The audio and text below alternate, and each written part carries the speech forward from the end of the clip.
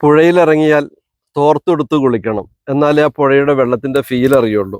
അപ്പോൾ തീർച്ചയായിട്ടും എനിക്ക് ഈ കുന്നിൻ്റെ മുകളിൽ, കാറ്റുകുന്നിൻ്റെ മുകളിലെ ഈ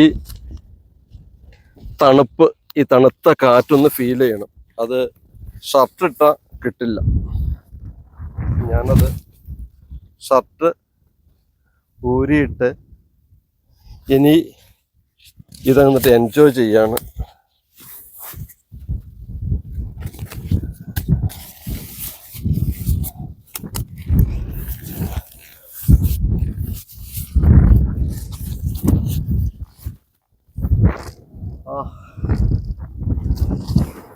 ഇതിവിടെ വെക്കാല്ലേ, കാറ്റ് കൊണ്ടുപോവുകയാണ് പുസ. ഇത്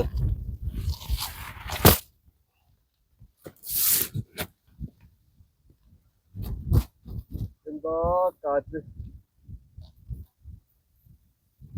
ബാണാസുര ഡാമാണ് എൻ്റെ പിന്നിൽ കാണുന്നത്. നോക്കൂ അപ്പൂസ, ആ മരനിരകള്, അവിടെ നിന്നൊക്കെ വരുന്ന കാറ്റ് ഇങ്ങനെ